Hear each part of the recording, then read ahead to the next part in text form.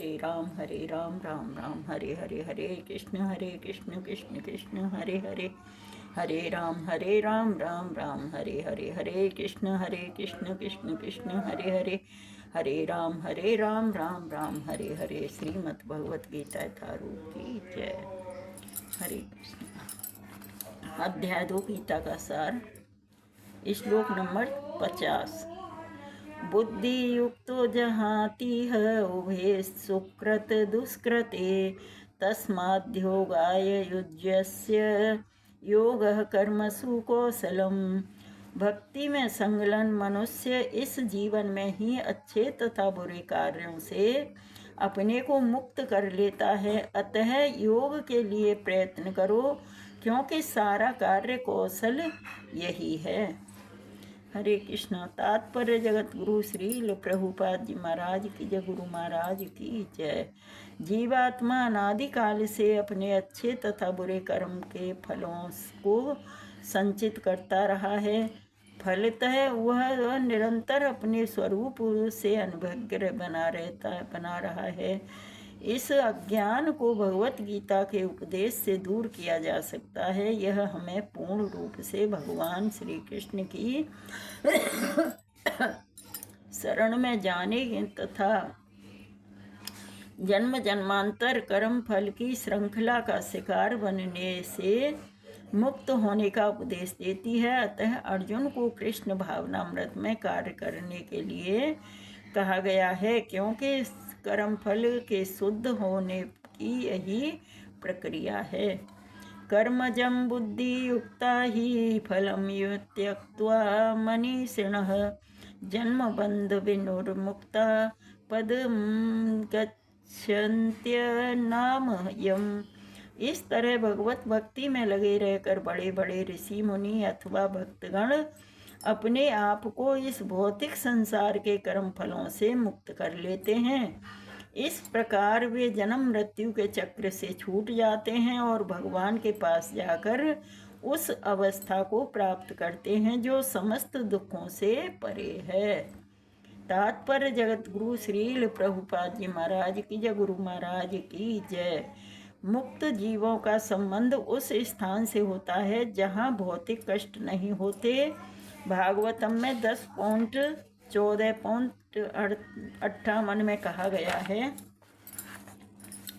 समाश्रिताये पद पल्लव प्लवम महत् पदम पुण्य यशो मुरारे भवाम्बुधिर्वत्स पदम पदम परम पदम पदम पदम यद विपदाम न तेसाम।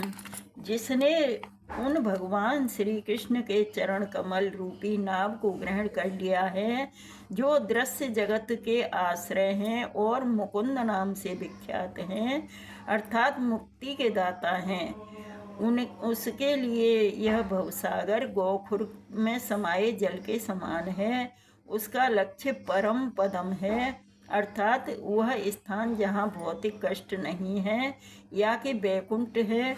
वह स्थान नहीं जहाँ पद पद पर संकट हो। अज्ञान बस मनुष्य यह नहीं समझ पाता कि यह भौतिक जगत ऐसा दुखमय स्थान है जहाँ पद पद पर संकट है। केवल अज्ञान व अज्ञानी अल्पज्ञानी पुरुष यह सोचकर कि कर्मों के से वे सुखी रह सकेंगे, सकाम कर्म करते हुए स्थिति को सहन करते हैं। उन्हें यह ज्ञात नहीं है कि यह इस संसार में कभी भी कोई भी शरीर दुखों से रहित नहीं है। संसार में सर्वत्र जीवन के दुख, जन्म मृत्यु जरा व्याधि विद्यमान हैं, किंतु जो अपने वास्तविक स्वरूप को समझ लेता है और इस प्रकार भगवान की स्थिति को समझ लेता है, वही भगवान की प्रेमा भक्ति में लगता है। फल स्वरूप वह वैकुंठ जाने का अधिकारी बन जाता है, जहाँ न तो भौतिक कष्टमय जीवन है, न ही काल का प्रभाव तथा मृत्यु। अपने स्वरूप को जानने का अर्थ भगवान श्री कृष्ण की अलौकिक स्थिति को भी जान लेना। जो ब्रह्म बस यह सोचता है कि जीव की स्थिति तथा भगवान की स्थिति एक समान है, उसे समझो कि वह अंधकार में है और वह स्वयं भगवत भक्ति करने में असमर्थ है। वह अपने आप को प्रभु मान लेता है और इस तरह जन्म मृत्यु की पुनरावृत्ति के पथ चुन लेता है। किंतु जो यह समझते हुए कि उसकी स्थिति सेवक की है, अपने को भगवान की सेवा में लगा देता है, वह तुरंत ही वैकुंठ जाने का अधिकारी बन जाता है। भगवान की सेवा कर्म योग या बुद्धि योग कहलाती है, जिसे स्पष्ट शब्दों में भगवत भक्ति कहते हैं। यदा ते मोह कलिलम बुद्धिर्व्यक्ति तरिष्यति तदा गतासि निर्वेदं श्रोतव्यस्य श्रुतस्य च। जब तुम्हारी बुद्धि मोह रूपी सघन वन को पार कर जाएगी तो तुम सुने हुए तथा सुनने योग्य सबके प्रति अन्मनस्क हो जाओगे। तात्पर्य जगत गुरु श्रील प्रभुपाद जी महाराज की जय, गुरु महाराज की जय। भगवत भक्तों के जीवन में ऐसे अनेक उदाहरण प्राप्त हैं जिन्हें भगवत भक्ति के कारण वैदिक कर्मकांड से विरक्ति हो गई है। जब मनुष्य श्री कृष्ण को तथा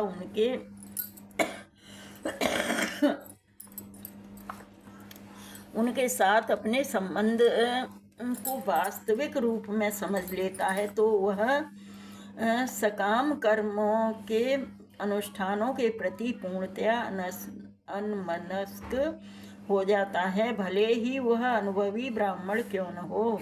भक्त परंपरा के महान भक्त तथा आचार्य श्री माधवेंद्रपुरी का कहना है, संध्या वंदन भद्रमस्तु भवतु भो स्नान तुभ्यं नमो भो देवाः पितरस्य तर्पण विधो नाहं क्षमः क्षम्यताम्।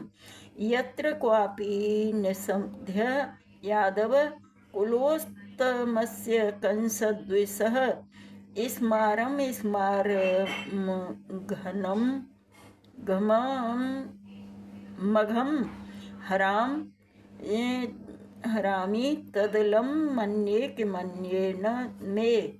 हे मेरी त्रिकाल प्रार्थनाओं तुम्हारी जय हो। हे स्नान तुम्हें प्रणाम है। हे देवी पितृगण अब आप लोगों के लिए तर्पण करने में असमर्थ हूँ।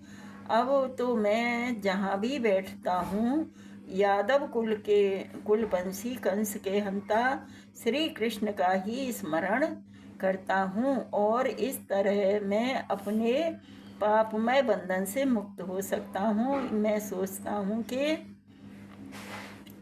यही मेरे लिए पर्याप्त है। वैदिक रस्में तथा अनुष्ठान यह त्रिकाल संध्या प्रातःकालीन स्नान पितृगण आदि नवदीक्षितों के लिए अनिवार्य हैं, किंतु जब कोई पूर्णतया कृष्ण भावना भावित हो और कृष्ण की दिव्य प्रेमा भक्ति में लगा हो तो वह इन विधि विधानों के प्रति उदासीन हो जाता है, क्योंकि उसे पहले ही सिद्धि प्राप्त हो चुकी होती है कि यदि कोई परमेश्वर श्री कृष्ण की सेवा करके ज्ञान को प्राप्त होता है तो उसे शास्त्रों में वर्णित विभिन्न प्रकार की तपस्याएं तथा यज्ञ करने की आवश्यकता नहीं रह जाती।